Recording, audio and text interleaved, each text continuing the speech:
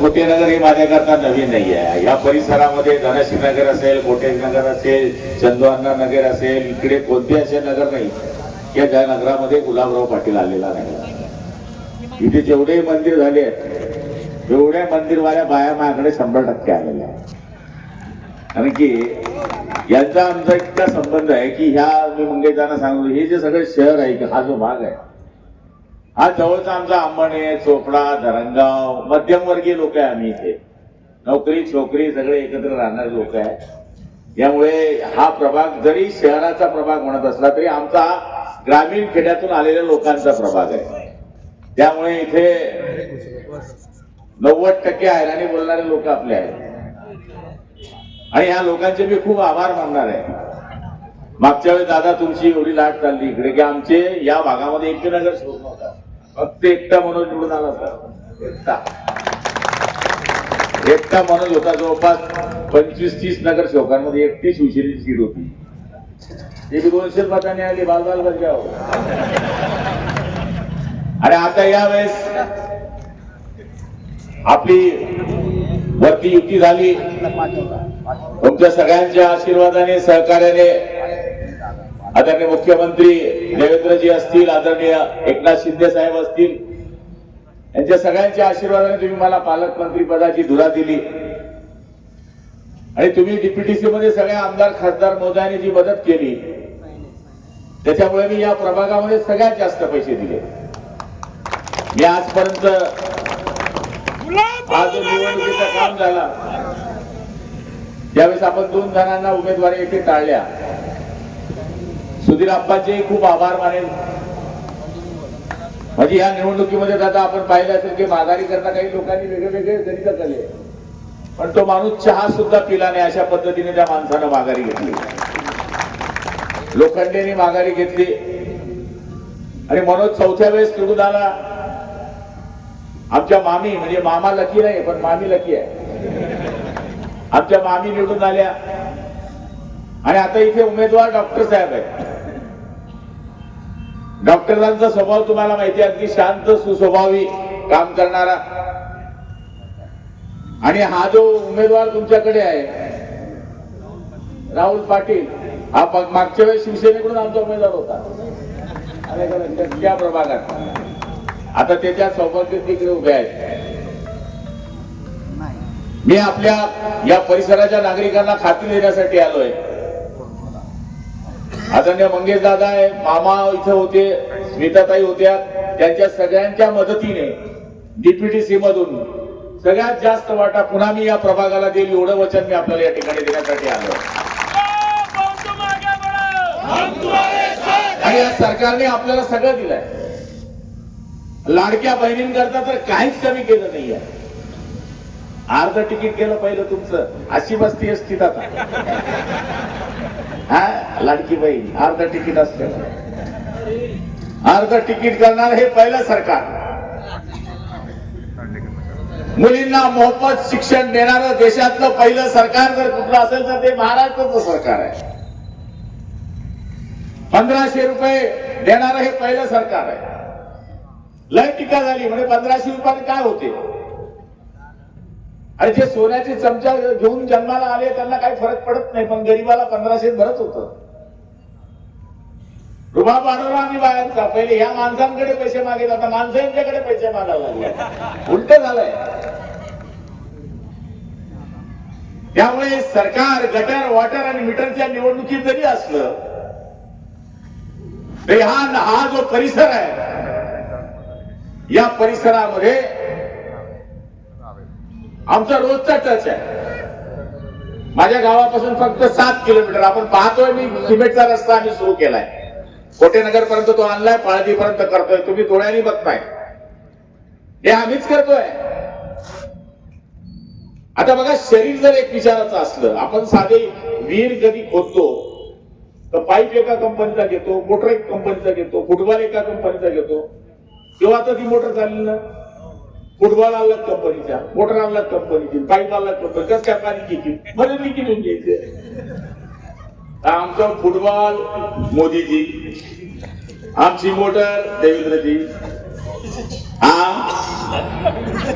आमचा पाईप राजू मामा, आणि आमचं पाणी येत होत. आता कोणी अपक्ष विपक्ष निवडून आलं तर फुटबॉल आणला तर कस काय पाणी येऊन. तर साधा विचार करा, साधा आणि सिंपल. एका कंपनीचं सगळं जर मशिनरी असली, तुम्ही टाटा गाडी घेतली आणि मशीन तुम्ही महेंद्रचे बसवलं, मारुतीचे बसवलं, कस काय झाली ती गाडी. एकाच विचाराची गाडी घ्या. राहुल ठीक आहे, राहुल हा गरीब पोरगा आहे, फक्त पैशाने कमी. आता त्याच्याकरता त्याला हिनवलं जात आहे. पण बघा, हे आम्ही जे आहे ना, आम्ही पण काही श्रीमंत लोक नाही होते. राजकारणामध्ये आलो, आम्ही पानटपरी चालवणारे लोक होतो. आणि आज आम्ही 5 वेळेस आमदार झालो, 10 वर्षापासून मंत्री आहे, फक्त लोकांच्या आशीर्वादामुळे आहे. त्यामुळे कोणी काही सांगत असेल की पैशाने सगळं चालतं, पैशाने चाललं असतं तर या देशाचा पंतप्रधान टाटा बिर्ला राहिला असता. हवाओं को निगलना चाहते हैं, हद से भी गुजरना चाहते हैं, किनारों की हिम्मत तो देखिए, समंदर को निगलना चाहते हैं. आणि इथं दादा ही सीट येणार, लटकी जाओ सगळा.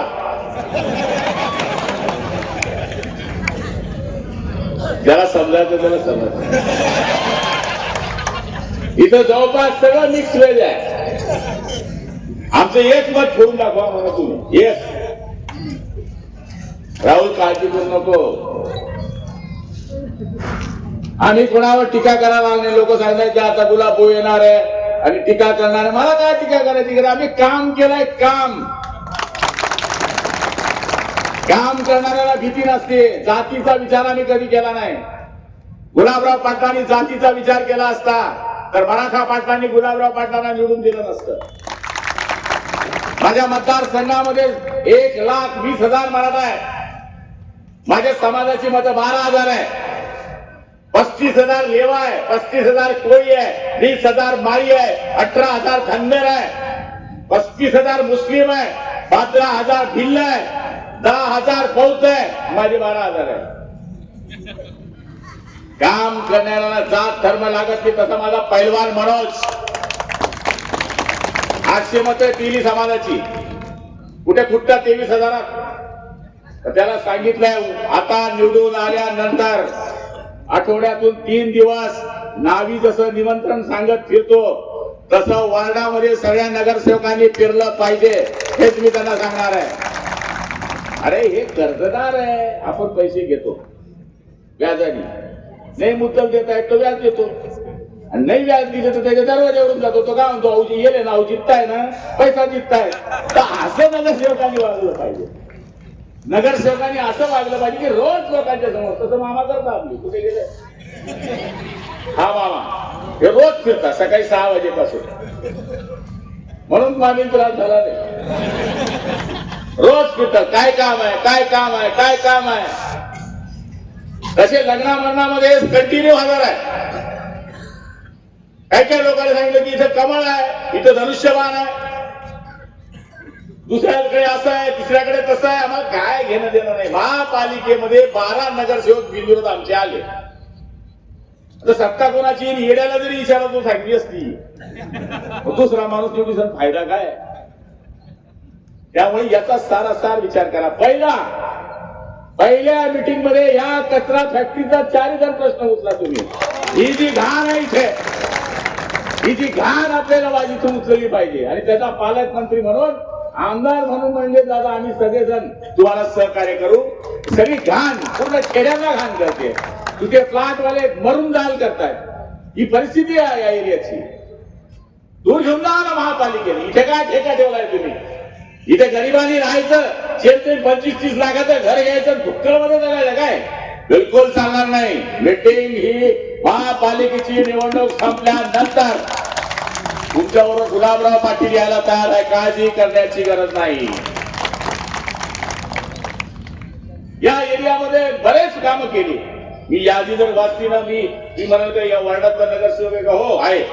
पासून सांगितलं, चंदवाना स्टॉप सांगितलं, गुजरात मध्ये उत्तम कारण सांगितलं, शिवशक्ती नगर ते डांबरीकरण केलं, कोटेनगर डांबरीकरण, साईनगर डांबरीकरण, धनश्रीनगर डांबरीकरण, प्रत्या कॉलनी डांबरीकरण, तीरथ नगर हायवे, दर्शन कॉलनी, साई मेडिकल ते 40 खोल्या डांबरीकरण, हिरा पार्क ऑक्सिजन डांबरीकरण, दत्ता रेसिडेन्सी, गट क्रमांक मनोदेवी सोसायटी, तालुका पोलीस स्टेशन ठिकाणी डांबरीकरण, सह्याद्रीनगर डांबरीकरण, सिनो बंगलो डांबरीकरण, घोटेनगर काँक्रिटीकरण, निमखेडी काँक्रिटीकरण, कचरा फॅक्टरी ते सद्गुरू बैठक हॉल, शिवाजीनगर रेसिडेन्सी डांबरीकरण, श्रीकृष्ण कॉलनी डांबरीकरण, त्याबरोबर बालमिश्र शाळेतील समोर काँक्रिटीकरण, राधिका हॉटेलच्या समोर तालिका पोलीस स्टेशन चौक त्या ठिकाणी डांबरीकरण, Praveen academy, Jeevannagar, Vitthal park, Pawar park, ही यादी माझ्याकडे. बोलून दाखवा कोणी करेल नाही म्हणून.